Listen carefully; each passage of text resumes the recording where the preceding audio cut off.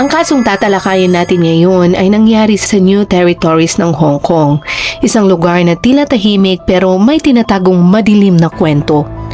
Ang pangunahing karakter sa ating kasong tatalakayin ngayon ay si Zhang Wanli. Siya ay isang 28 taong gulang na lalaki at isang manager sa isang kilalang kumpanya ng telecommunication. Sa labas, maayos ang takbo ng buhay niya. May magandang trabaho at may kasintahang nagngangalang Guo. Sila ay engaged at 7 taon na din silang nagmamahalan. Konting panahon na lang sana at ikakasal na sila. Pero isang araw, noong buwan ng Marso, biglang nagbago ang lahat.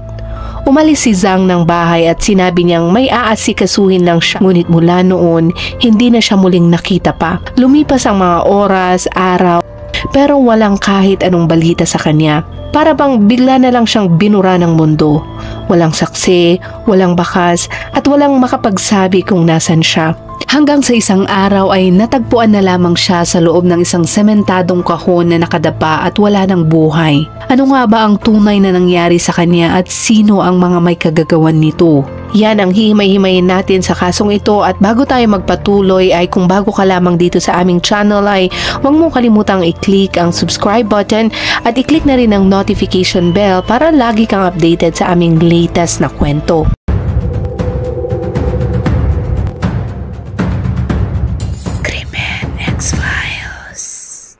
Noong linggo ng Marso 6 taong 2016, bandang 12:00 ng tanghali ay nakatanggap ng distress call ang Hong Kong Police mula sa isang babaeng nagngangalang Guo. Halos hindi ito makapagsalita sa sobrang kaba at takot, pero kalaunan ay ibinulalas niyang 2 araw nang nawawala ang kanyang kasintahan.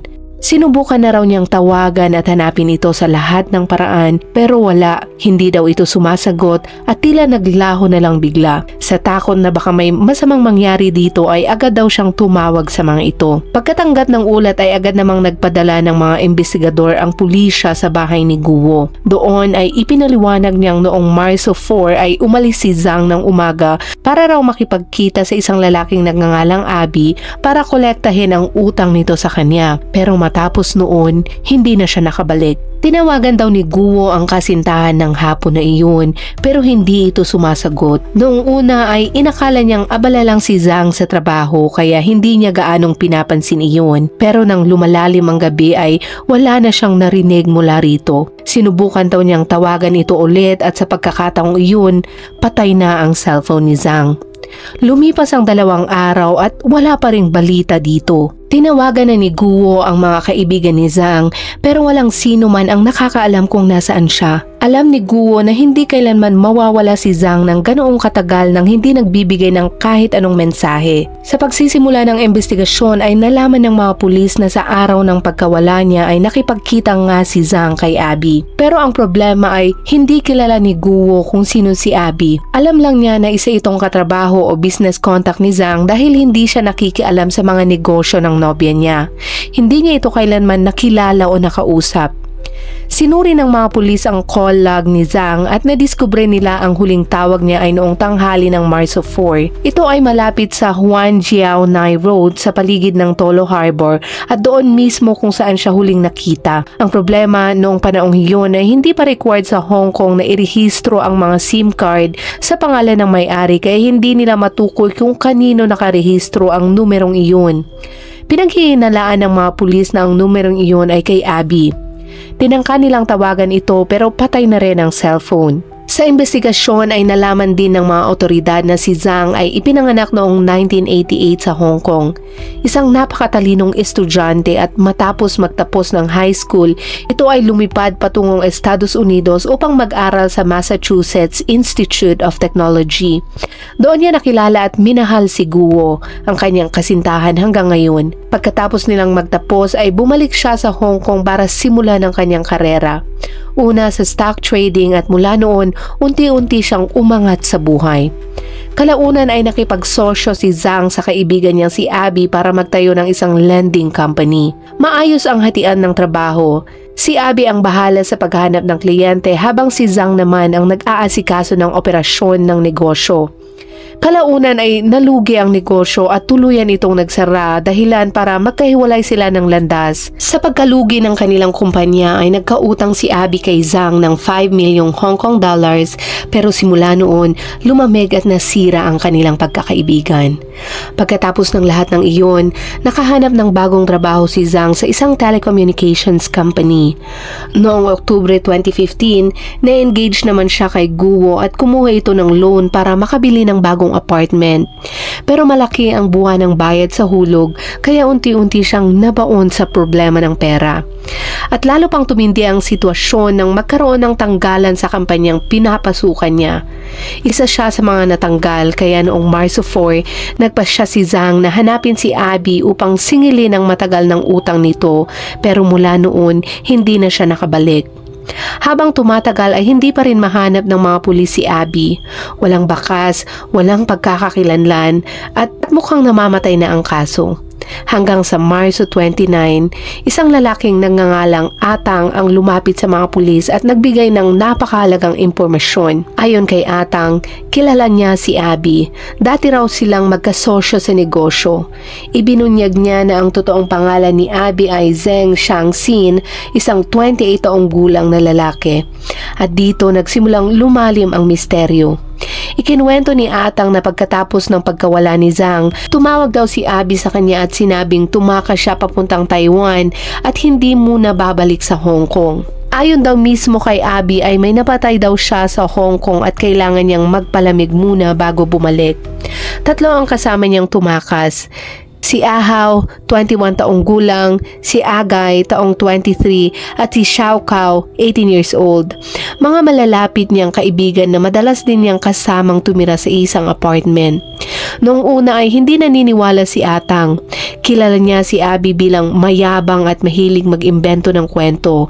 Pero nang paulit-ulit na niyang binabanggit sa mga sunod na pag-uusap nila ay nagsimulang magduda si Atang na baka totoo nga. At dahil sa bigat ng sitwasyon ay nagpasa siyang isumbong ito sa mga pulis. Agad tinunton ng mga otoridad ang tirahan ni Abby gamit ang address na ibinigay ni Atang. Matatagpuan ito sa Dan 6 Building sa Huayan Jiao Nai Road. Ito ay parehong lugar kung saan huling nakita si Zhang. May kakaibang kahulugan ang pangalan ng gusali. Ang Dan 6 ay nangangahulog ang building number 6 at ang Dan ay tumutukoy sa araw at gabi na simbolo ng 24/7 operation ng gusali. Bagamat opisyal itong pang-opisina, illegal na ginawang tirahan ang ilang parte nito kabilang na ang unit ni Abby na nasa basement. Bandang alas 4 ng hapon ay dumating ang mga pulis sa lugar. Ito ay masyadong tahimik pero habang papalapit sila sa pinto ay may naaamoy silang kakaiba. Isang mahinang amoy na nakakadistorbo. Kumatok sila ngunit walang sumasagot. Dahil dito ay pumunta sila sa security office para silipin ang CCTV footage bago at pagkatapos ng araw ng insidente. At dito nila nakita ang nakakakilabot na timeline. Alauna ng madaling araw noong Marso 4 ay makikita sa CCTV sina Abby, Age at Ahaw na sabay-sabay bumabalik sa apartment. Alas 7 ng umaga ay umalis sina Abby at Age pero bumalik agad. Pagbalik nila ay may hawak na lubid at duct tape si Abby habang si Age naman ay may dalang plastic bottle. Alas 12 ng tanghali naman ay dumating si Zhang sa apartment at mula noon wala nang sumunod na galaw sa loob. Alas 3 ng hapon ay makikita sina Abby, Age at Ahaw na paulit-ulit na pumapasok at lumalabas ng elevator at kitang-kita sa kanilang mukha ang kaba. Marso 5, 5:57 ng umaga ay umalis si Ahaw sa apartment. 9:36 naman ng umaga ay bumalik sina Abby at Age na may bitbit na ilang sako ng semento. Bandang alas 5:04 ng umaga noong Marso 6 ay nakita sa CCTV sina Abby at Age sa harap ng elevator. Sinusukat ang haba at lapad ng pinto gamit lang ang kanilang mga kamay para bang may pinaghahandaan silang eksaktong sukat. Marso 7 naman ng umaga ay umalis mag-isa si Abby. Pagbalik niya ay may dala na siyang hydraulic jack mga gamit na karaniwang pangangat ng mabibigat na bagay. Kinabukasan, Marso 8, 11 ng umaga ay bumalik naman si Ahaw sa apartment at bandang 8:49 ng gabi, makikita sa footage ang tatlo na sabay-sabay nilang itinutulak ang isang malaking kahon na gawa sa kahoy papunta sa elevator. Pero dahil sobrang laki nito, hindi ito magkasya. Paulit-ulit nilang sinusubukan pero hindi talaga maipasok. Pagkalipas naman ng 3 minuto ay ibinalik nila ang kahon sa loob ng unit. 8:55 ng gabi ay sinubukan nila ulit pero biglang tumunog ang alarm ng elevator. Mabilis nila itong binawi at muling ibinalik sa apartment. 10:07 ng gabi ay nakita si Abby na mag-isa sa tapat ng elevator. Nakatitig lang at parang may tinatansya kung paano nila mailalabas ang kahon. Pagkatapos ay bumalik sila sa loob. Marso 9, nakita ulit sina Abby at Age na paulit-ulit na pumapasok at lumalabas ng elevator. Ngayon naman ay may bit-bit na silang maleta. 9 ng umaga noong Marso 10, tatlo silang sabay na umalis ng apartment at hindi na muling bumalik pa. Sa mga sumunod na pagbusisi ng mga pulis sa footage ay napansin nila na bago pa man ang insidente ay may isang babae ring ilang ulit na pumapasok at lumalabas sa unit. Pinaghiinalaan nilang si Xiao Chao ang nag-iisang babae sa grupo ni Abby. At noong Marso 10, silang apat, sina Abby, Age, Ahaw at Xiao Chao ay tumakas papuntang Taiwan. Pagdating ng mga pulis sa apartment ni Abby ay kumuha sila ng spare key mula sa building management. Pagbukas pa lang ng pinto ay sumalubong agad sa kanila ang malamig na hangin. Lahat ng aircon ay nakabukas sa pinakamababang setting. Pero ang amoy dito ay isang matapang, nakakasulasok na halimuyak na kahit gaano karaming pabango at air freshener ay hindi ito maitatago. Sa gitna ng sala ay may isang malaking kahon na gawa sa kahoy. Tinakpan ito ng lumang kumot at mula sa mga bitak nito may tumutulong itim na likido papunta sa sahig. Tahimik ang paligid pero ramdam ng mga pulis na may mabigat na presensya sa loob ng kwartong iyon. Nang lapitan pa nila ito ay napansin ng isa sa mga investigador na iyon ang parehong kahon na nakita nila sa CCTV footage. Dahan-dahan nilang iniangat ang kumot at doon lumitaw ang isang bloke ng semento. May mga mothballs ito at nakakalat sa ibabaw.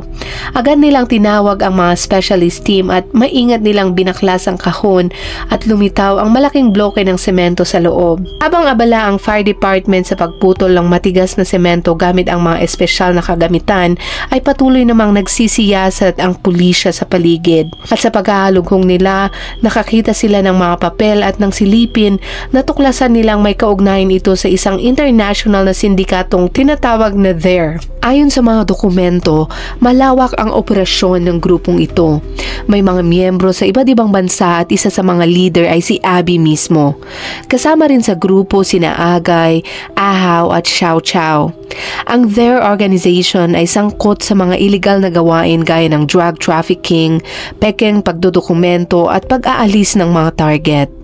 At nang makita ng mga pulis ang isang listahan ng mga taong nais nilang alisin, doon nila nakita ang pangalan ni Zhang Wangli.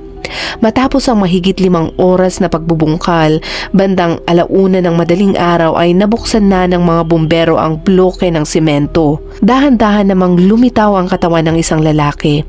Nakasuot siya ng puting polo at itim na pantalon. Ang ulo niya ay nakabalot ng puting unan na tinakpan pa ng plastik at tinalian ng duct tape. May lubid naman na mahigpit na nakapulupot sa kanyang leeg at ang kanyang katawan ay nakadapa, nakaluhod at nakaposisyon na parang humihingi ng awa. Ang tanggalin ng mga pulis ang punda ng unan na nakatakip sa ulo ng biktima ay bumungad sa kanila ang malubhang pagkabulok ng mukha nito. Halos imposibleng makilala kung sino ito. Sa isinagawang autopsy, natuklasan ang maraming bali sa mga buto nito, mga bakal ng karayom sa loob ng hita at bukong-bukong at mga bakas ng alak, chloroform at iba pang kemikal sa katawan ng biktima. Ang chloroform ay isang malinaw at walang kulay na likido na may kakaibang amoy. Kilala rin ito bilang trichloromethane. Karaniwan itong ginagamit sa mga industriya at sa larangan ng medisina. Ayon sa pagsusuri, ang oras ng pagkamatay ay tinatayang nasa pagitan ng Marso 4 hanggang Marso 5 taong 2016, ngunit hindi pa rin matukoy ang eksaktong dahilan ng pagkasawi. Una ay pinaghihinalaan ng mga pulis na nalaso ng biktima dahil sa chloroform, pero hindi rin nila isinantabi ang posibilidad na nasuffocate ito. Dahil tugma ang oras ng pagkamatay sa pagkawala ni Zhang Wangli, agad nilang tinawagan ang kasintahan nitong si Guo. Pagdating ni Guo sa crime scene ay agad niyang nakilala si Zhang base sa suot nitong damit. Yun din ang suot niya noong araw na nawala siya. Sa kalaunan, kinumpirma ng DNA test na ang biktima nga ay si Zhang Wangli. Mula roon ay tinukoy ng pulisya ang 4 na pangunahing sospek.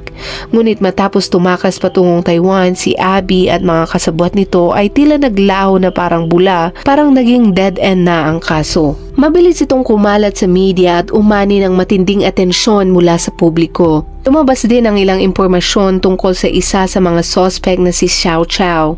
Sinasabing madalas daw itong lumalabas gabi-gabi at nakikipagkita sa iba't ibang lalaki. Habang patuloy ang mga usap-usapan ay isang nakakagulat na balita naman ang lumabas mula sa Taiwan.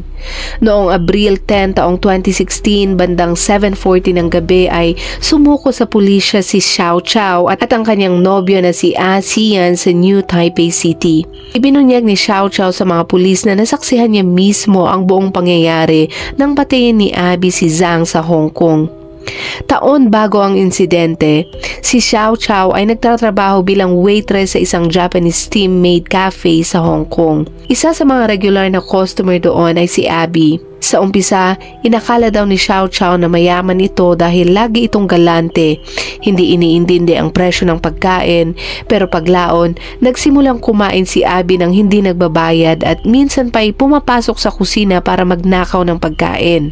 Sa huli ay pinalaya siya ng may-ari ng cafe at pinagbawalang bumalik. Kahit ganun, nagpatuloy ang komunikasyon ni Xiao Chao sa kanya at pinaniniwalaan niyang makakatulong si Abby para kumita siya ng malaking pera. Dahil dito, madalas silang mag-away ng boyfriend niyang si Xian hanggang sa isang araw, sa sobrang galit nito ay iniwan niya ang bahay. Nang malaman ito ni Abby ay agad niya itong inimbitahan na tumira sa kanyang apartment sa Tolo Harbor at nangako na tutulungan siyang kumita nito. Dahil sa tiwala ay pumayag si Xiao Chao, pero hindi niya inaasahan na marami palang kaibigan si Abby na nakatira rin doon. Sa hindi inaasahang pagkakataon ay nasangkot siya sa isang grupo na gumagawa ng mga delikadong plano. Pinalitan ni Xiao Chao ang dating taga-record na si Taimo at siya ang inatasang mag-record ng lahat ng pinag-uusapan sa kanilang mga pulong. Pinangakuan siya ni Abby ng 8,000 Hong Kong dollars bawat buwan at libre ang tirahan at pagkain. Sa bawat pagpupulong ay pinag-uusapan daw nila kung sino ang susunod nilang target, pero ni minsan ay hindi pa nila ito nagagawa hanggang sa pagkakataong iyon. Dahil dito, hindi na niya sineseryoso ang mga meeting. Iniisip niyang biro lang ang lahat.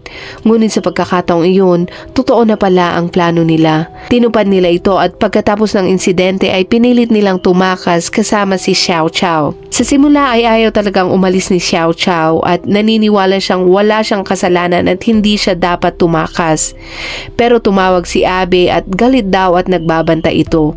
Sinabi niyang kapag hindi siya sumama sa kanila ay ipapako daw siya sa krimen. Dahil sa takot na siya ay masangkot dito at kawalan ng magagawa, napilitan siyang sumang-ayon. Pagdating daw nila sa Taiwan ay kinuha ni Abby ang kanyang passport at mga ID. Gumamit sila ng peking pagkakakilanlan para makapag-check-in sa isang hot spring hotel. Para hindi makilala, binago pa nila ang mga tattoo at kulay ng buhok nila pati ang pananamit para magmukhang ibang tao. Pero hindi nagtagal ay nararamdaman ni Abby na delikadong manatili sa gitna ng lungsod kaya lipat sila ng lipat ng hotel. Sa dami ng nilipatan nila ay naubos na ang kanilang pera. Dahil gipit na, nagrenta si Abby ng mas murang kwarto sa New Taipei City base na rin sa rekomendasyon ng kanyang kakilala. Doon, siksikan sila sa maliit na kwarto at nabubuhay sa instant noodles na lang araw-araw. Wala silang trabaho, walang pera at halatang desperado na sila. Hanggang sa isang araw ay narinig daw ni Xiao Chao na pinagplaplanuhan nilang ibenta daw siya sa mga human traffickers kapalit ng pera. Nang marinig yon ni Xiao Chao ay nataranta siya pero pinilit niyang manatiling kalmado. Habang abala sina Abby at mga kasamahan nito, palihim siyang tumawag kay Asian, ang kanyang boyfriend sa Hong Kong. Pagkarinig ng kwento ay sobrang nag-alala si Asian pero pinayuhan siyang huwag gumawa ng ingay. Agad siyang nag-book ng flight papuntang Taiwan para sagipin si Xiao Chao. Kinagabihan, habang mahimbing na natutulog sina Abby ay tumakas si Xiao Chao at nakipagkita kay Asian. Magkasama silang pumunta sa police station para magsumbong. Pagkatapos marinig ang sitwasyon ay nakipag-ugnayan ang New Taipei Police sa mga otoridad ng Hong Kong. Noong Abril 11, ibinalik sa Hong Kong sina Xiao Chao at Asian at pagdating doon, inaresto si Xiao Chao dahil sa pagkakasangkot niya bilang accomplice sa krimen. Base sa mga sinabi niya, natunton ng pulisya ang 3 pang suspect pero dahil wala silang ginawang krimen sa loob ng Taiwan, hindi sila agad maaresto hanggat hindi pa nag-expire ang visa nila. Kinabukasan, Abril 12, madaling araw, nilusob ng New Taipei Police ang kwarto ng grupo ni Abby. Lahat sila ay naaresto sa kasong endangering public safety. Sa loob ng kwarto ay natagpuan ng mga pulis ang mga libro tungkol sa criminal psychology at lahat ng yon ay pag-aari ni Abby. Dala-dala niya ang mga ito saan man siya magpunta at ito ay nagpapatunay lamang kung gaano kalalim ang pagmamanipula niya sa mga tao. Kinagabihan din ay ibinalik sa Hong Kong ang 3 suspect. Sa interogasyon, nagturuan silang 3, kanya-kanyang kwento at kanya-kanyang depensa. Unang inimbestigahan si Abby at itinuro niyang si Ahaw ang utak ng lahat. Ayon kay Abby, pinilit lang daw siya ni Ahaw na sumama. Ikinwento ni Abby na ilang araw bago ang insidente ay nagbanggit si Ahaw na gusto raw niyang magnakaw sa mga mayayaman. Sa isa nilang pag-uusap ay napag-usapan daw nilang si Zhang at doon nabuo ang kanilang plano. Pinangakuan daw siya ni Abby ng hati sa kikitain niya kapag natuloy ang plano. Sa una, wala raw balak si Abby na ituloy ito pero dahil paulit-ulit siyang kinukumbinsi ni Ahaw ay unti-unti siyang nadala. Bukod pa daw doon ay may sama ng loob siya kay Zhang dahil sa dating negosyo nilang nalugi kaya napuno siya ng galit. Sa isang sandali ng kahinaan ay pumayag siya pero giit ni Abby ay wala raw siyang intensyon na pumatay. Gusto lang daw niyang turuan ng leksyon si Zhang at kumita ng kaunting pera. Plano sana nilang painumin ng gamot si Zhang sa isang bar pero tinutulan ito ni Ahaw dahil masyadong delikado raw kaya sa huli sa apartment na lang nila ginawa ang plano. Inutusan ni Ahaw sina Abby at Agay na bumili ng lubid, duct tape at chloroform kasama na rin ang alak at iba pang gamit. Pagbalik nila, pinilit pa silang singhutin ang chloroform para makita kung ano ang epekto nito. At noong araw ng insidente, tinawagan ni Abby si Zhang para pumunta sa apartment. Ang alam niya ay tatakutin lang nila ito pero hindi niya alam na mas may madilim palang plano si Ahaw dito. Pagdating ni Zhang ay umakyat si Abby sa taas at doon siya humiga sa tabi ni Xiao Chao. At wala daw siyang kamalay-malay sa mangyayaring kababalaghan sa ibaba. Hindi nagtagal ay nakarinig si Abby ng mga ingay mula sa ibaba, mga kalabog, sigaw at tunog ng pakikipagbuno. Agad siyang bumaba at doon niya nakita sina Ahaw, Agay at si Zhang na nagpupimigla sa gitna ng kaguluhan.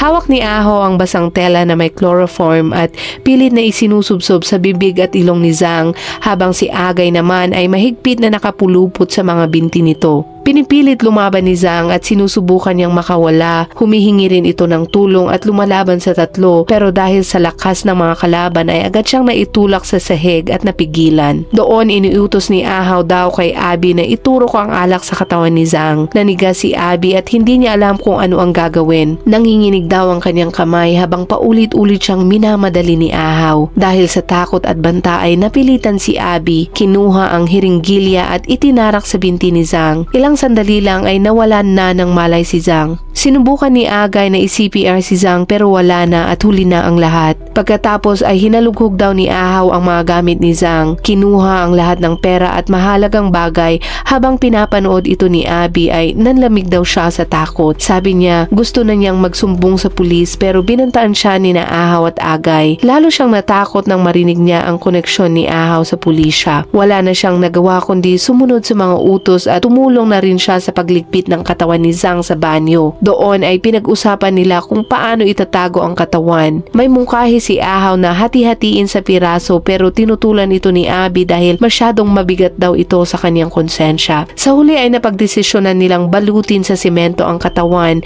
at gawing parang paso ng halaman para maitago ng hindi halata. Matapos ang mahabang serya ng interogasyon sa tatlong sangkot ay lalo pang gumulo ang takbo ng investigasyon dahil bawat isa sa kanila ay tinuturo ang isa't isa bilang may sala. Tila ba bawat isa ay may sariling bersyon ng kwento pero lahat sila ay nagsasabing wala raw kinalaman si Xiao Xiao kaya naging napakahalaga ang kanyang testimonya. Tinuring siyang pangunahing saksi ng prosekusyon at kailangan niyang harapin ang tatlong akusado sa hukuman at ikwento ang buong pangyayari. Binigyan siya ng babala na kapag siya ay nagkunwaring nagsabi ng totoo o nagtangkang itago ang impormasyon ay maaaring isakdal din siya. Tinanggap ni Xiao Xiao ang kondisyon at pumayag na magsalaysay ng buong katapatan. Dinala ng mga pulis ang mga sospek para i-reconstruct ang crime scene sa Danzig, pati na rin dalhin sila sa hardware store kung saan binili ang mga gamit. Dahil mataas ang interes ng publiko ay napuno ng mga reporter at mga tao ang magkabilang gilid ng kalye. Pagkaraan naman ng 3 taon mula sa pagpatay ay nagsimula ang paglilitis sa Hong Kong High Court. Inakusahan sina Abby, Agay at Ahaw ng murder. Naroon si Xiao Xiao bilang pangunahing saksi para magsalaysay. Ikinwento ni Xiao Xiao ng detalyado ang nangyari. Noong panahon ng krimen ay nakatira siya kasama ang 3 akusado sa apartment kung saan nangyari ang pagpatay. Halos araw-araw ay inuulit daw ni Abby ang pagtawag sa lahat para sa mga meeting. Laging umiikot sa usapan nila ang mga bagay na iligal. Ipinagmamalaki pa daw ni Abby na siya raw ang leader ng isang organisasyon at siya ang nag-aasikaso ng tirahan at pang-araw-araw na gastusin ng grupo. Si Agay at Ahaw naman daw ang gumagawa ng mababang trabaho habang si Xiao Xiao ang nag-aasikaso ng opisina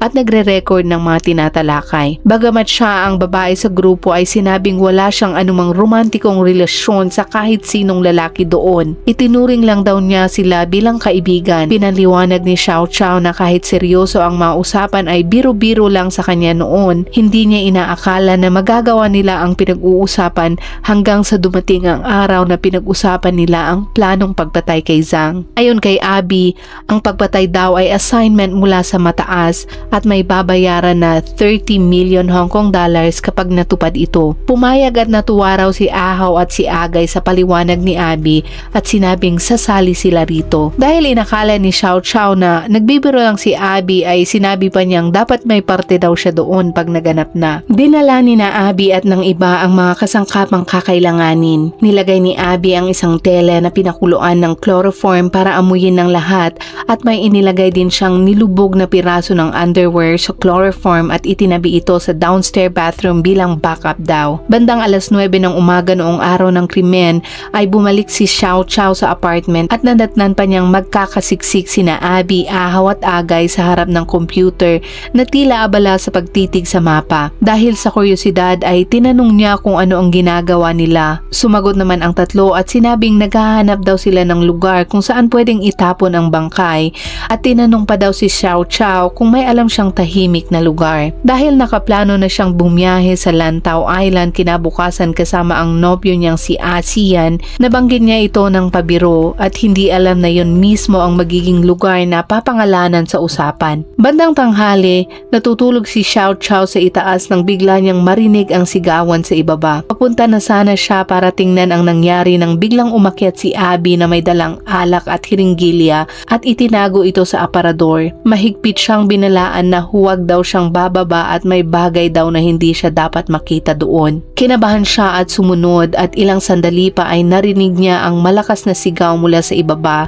at doon niya napagtanto na si Zhang ay pinaslang na. Nanatili siyang nakayuko sa itaas at nanginginig sa takot, pero matapos ang ilang minuto ay hindi na niya napigilan ang kuryosidad at sumilip siya pababa. Wala na siyang nakita at wala na si Zhang. Sa mga oras na yon ay nailipat na pala ng grupo ang bangkay sa banyo. Sinabihan siya ni Abby na huwag munang babalik sa apartment sa mga susunod na araw dahil aasikasuhin pa daw nila ang katawan at baka raw matakot siya sa makikita niya. Kaya umalis muna si Xiao Chao at tumuloy muna siya sa kanyang nobyo na si Asian at wala na siyang kaalam-alam sa mga sunod na pangyayari. Pagkalipas ng 6 na araw ay tumawag si Abby kay Xiao Chao at sinabing kailangan niyang sumama sa kanila papuntang Taiwan. Tumanggi daw siya sa una pero tinakot siya ni Abby na ipapasa sa kanya ang lahat ng kasalanan kung hindi siya sasama. Wala siyang nagawa kundi pumayag, dala ng takot at kawalan ng pagpipilian. Matapos ang mahabang paglilitis ay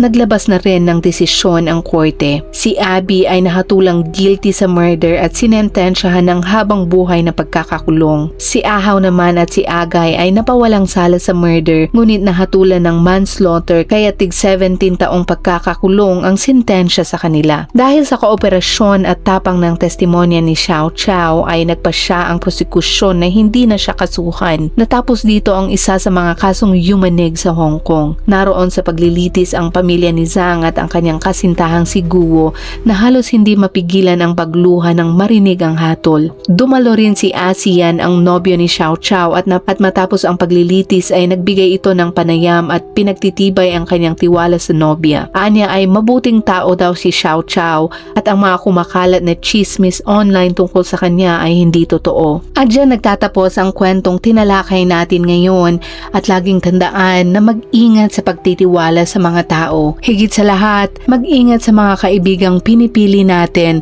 dahil hindi natin alam balang araw, sila ang magsasadlak sa atin sa kagipitan. At kung umabot ka sa dulo ng videong ito ay maraming salamat ulit sa iyong pakikinig. I-comment mo naman kung saan mo ito napanood at anong oras para naman alam namin kung saan umabot ang videong ito. Hanggang sa muli at palaging mag-iingat.